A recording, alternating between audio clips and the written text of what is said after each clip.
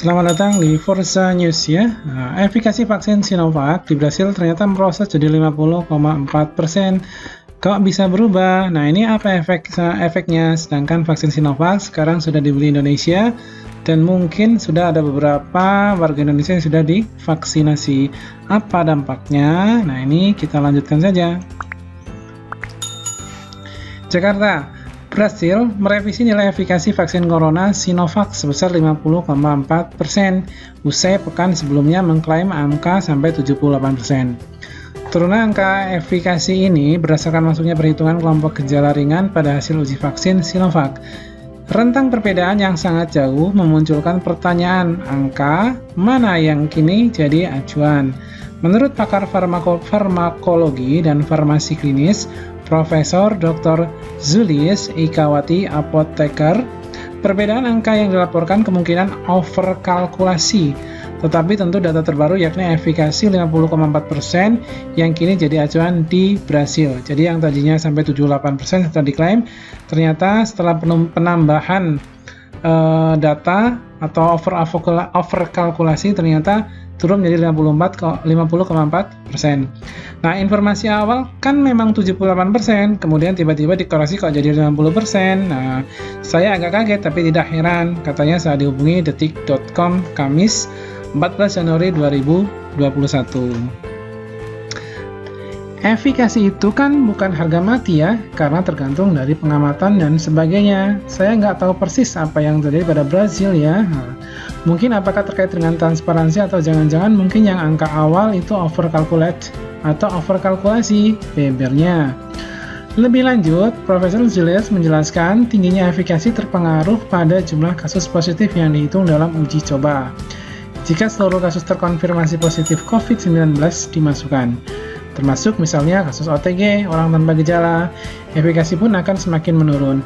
Iya, karena untuk mendapatkan EUA, Emergency Use Authorization, nah di sana bahkan di seluruh negara kan WHO, FDA, masing-masing negara kan 50% udah bisa. 50% lebih sedikit kan, nggak apa-apa katanya. Padahal di sini dilansir semua negara sedang berlomba-lomba buat vaksinasi dan itu sudah mencapai 50%.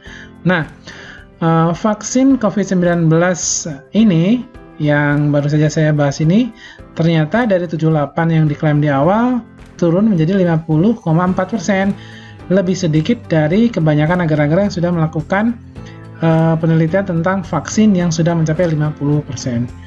Amankah Sinovac? Intinya kan begitu pertanyaannya.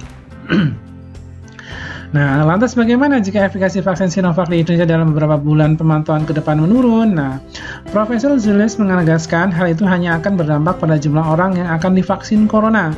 Sebab tujuan vaksinasi COVID-19 adalah mencapai herd immunity, gitu ya. Ya, memang nanti kan 6 bulan ke depan angka 65,3% sangat mungkin bisa berubah karena kan jumlah kasusnya bisa bertambah. Ether di tempat yang divaksinasi pun divaksinasi manapun yang tidak maupun yang tidak. Cuman dari sini angka itu nanti hanya akan mempengaruhi beberapa banyak populasi yang harus divaksin. Bebernya begitu. Nah, sebelumnya banyak kalangan memperbandingkan hasil uji coba vaksin corona Sinovac di Brasil saat efikasi mencapai 78%, sedangkan di Indonesia hanya 65,3%. Namun, menurut pakar biomolekuler Ahmad Rus dan Handoyo Utomo, data yang diambil hanya sebagai data pendukung. Yang Brasil mungkin sebagai pertimbangan saja, menguatkan bahwa Brasil dan Turki juga sebagai data pendukung. Tetapi BPOM, Badan Pengawas Obat dan Makanan, saya lihat mendapatkan efikasi tetap dari uji klinis yang di Bandung. Jelasnya saat dihubungi terpisah. Nah ini, ternyata di luar sana juga semakin menurun untuk vaksin Sinovac ini, kemudian di Indonesia masih dianggap normal-normal saja, gitu ya. Terima kasih, tetap jaga kesehatan, jangan lupa jaga protokol kesehatan, jangan terlepas dari itu semua. Jangan lupa klik like, share, komen, dan subscribe. Terima kasih. Assalamualaikum warahmatullahi wabarakatuh.